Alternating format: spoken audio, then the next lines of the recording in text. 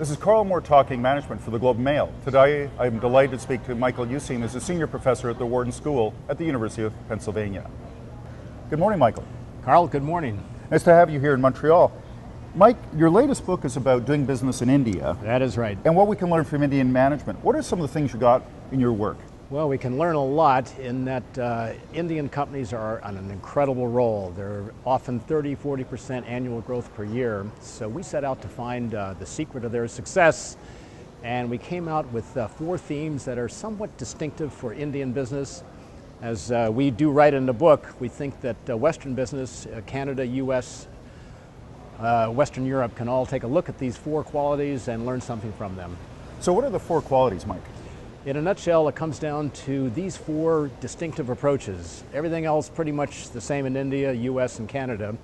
But in these 4 ways, Indian business, just simply put, does it differently.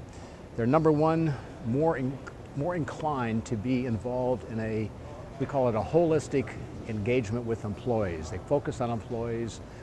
To put that in a sentence, employees are assets and not a cost. Number 2, Indian companies exceptionally good at being adaptable to the most trying of conditions. Number 3, Indian companies are coming up with a pretty remarkable, what you might call value propositions. An automobile for $2,500, cell phone service for less than a penny per minute. And number 4, this is maybe the most distinctive of all, Indian companies do put a huge emphasis not on shareholder value, but on community, on country, and on family. There it is in a nutshell. So are you suggesting that American, European companies emulate these 4 characteristics, that we can copy their model to some degree? Yeah, you know, in some respects we used to do all that, and it was sort of lost as shareholders and big investors got the upper hand, pushed companies to do that quarterly reporting. Every quarter's got to be better than the last quarter. Very short-term focus. And as a result of that, I think we got into some of the difficulties that we've seen the last couple of years, certainly in financial services. And thus, I think it's useful for Canadian, US, European companies to take a good look, because I think we can bring some of these ideas back here. It's intriguing that for many years, you and I taught Asians and other people our approach, but now it seems like we realize it's a two-way street finally. And here's why I think it's so interesting. So many Indian top managers have been to the US or to Canada or to Western Europe for their business education and beyond. Took those ideas back. We've had many out of our shop, for example, going back to run Indian companies. But as they returned, they literally developed a different way, partly similar, but also partly different way of doing business.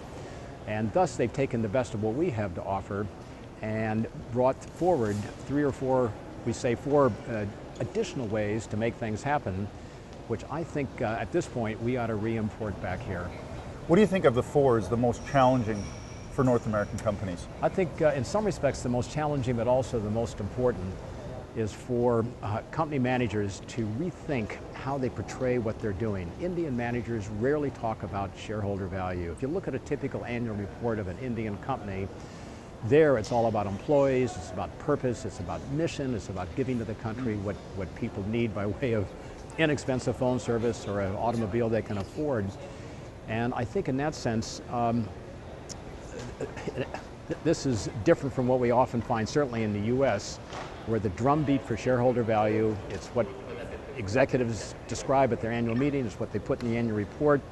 They're disciplined, as we would say in the US, by the street. And I think it's this area that is most different, but also maybe most important for us to rethink, because arguably some of the financial crisis the last couple of years, a direct product of this short-term focus on shareholder value.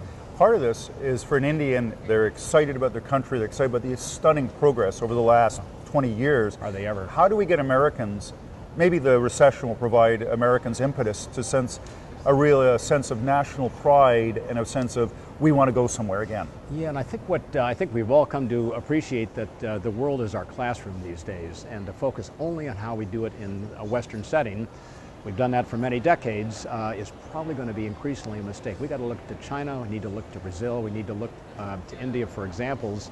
It's not a way of saying we ought to become Indian. It is a way of saying if it's not invented here, it might be better than what we do here. We've got to take a look.